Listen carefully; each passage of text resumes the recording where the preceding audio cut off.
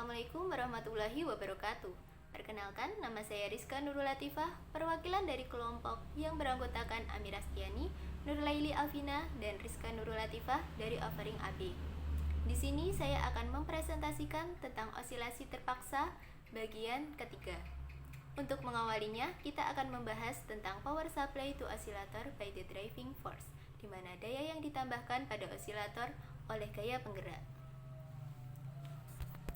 Pada sistem osilasi kasus steady state, di mana gaya penggerak harus digantikan dengan energi yang hilang, hal ini dikarenakan karena adanya faktor redaman.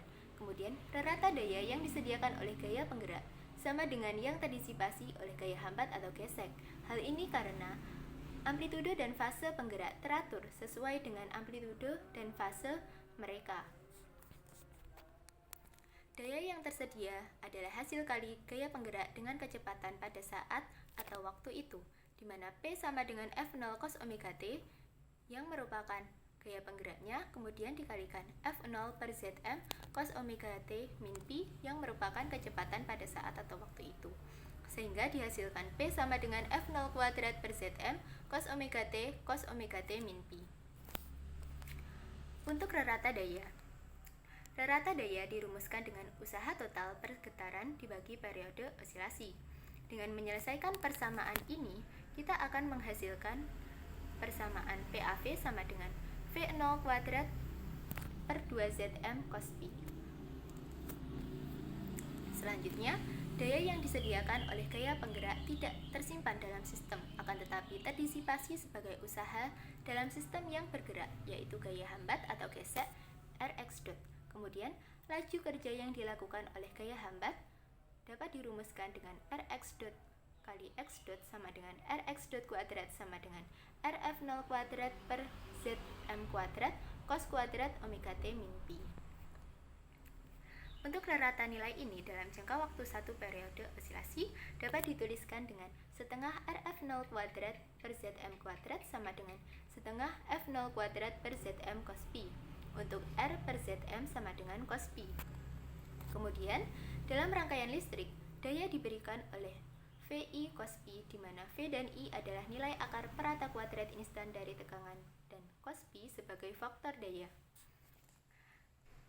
Karena V sama dengan V0 per akar 2, maka kita akan mendapatkan VI cos Pi sama dengan V kuadrat per ZE cos Pi sama dengan V0 kuadrat per 2ZE cos Pi. Kemudian kita akan membahas tentang variation of PAV with omega, yang merupakan variasi rata daya dengan omega.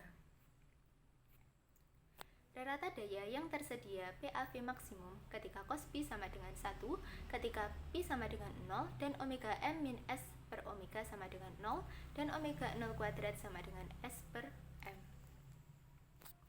Gaya dengan kecepatan sefase dan Zm memiliki nilai minimumnya R, maka PAV max-nya sama dengan F0 kuadrat per 2R.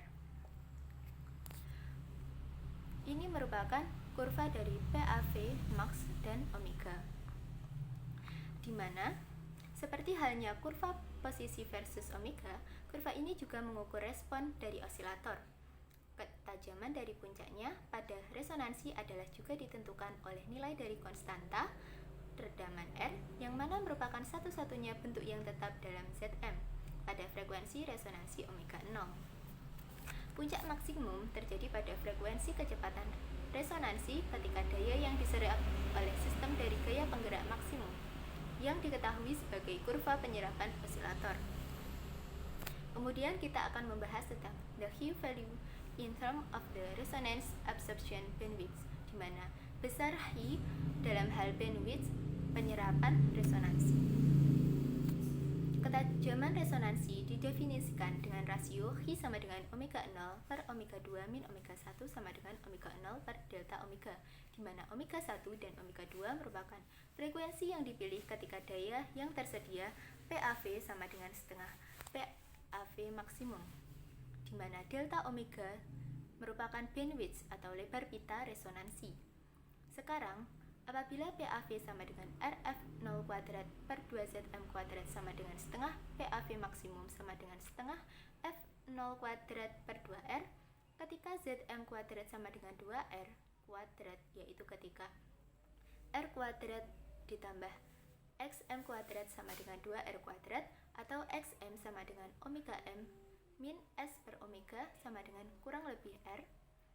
Apabila omega 0 lebih dari omega 1, maka kita akan mendapatkan omega 2M min S per omega 2 sama dengan plus R, dan omega 1M min S per omega 1 sama dengan minus R.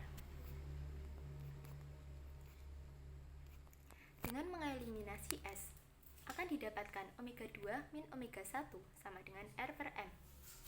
Kemudian, kita akan mendapatkan Hi sama dengan omega 0 M per R. Untuk faktor kualitas rangkaian listrik, kita dapatkan Hi sama dengan omega 0 L per R, di mana omega 0 kuadrat sama dengan 1 per LC. Untuk nilai Hi yang tinggi, di mana konstanta redaman R kecil, frekuensi omega aksen dalam definisi Hi sama dengan omega 0 M per R bergerak sangat dekat terhadap frekuensi omega 0, dan dua definisi Hi menjadi ekuivalen. Selanjutnya, kita akan membahas the Hi value as an amplification factor, atau besarnya Hi sebagai faktor penguatan. Kita akan kembali pada posisi resonansi, di mana A max sama dengan F0 per omega aksen R, di mana omega aksen kuadrat sama dengan S per M min R kuadrat per 4M kuadrat.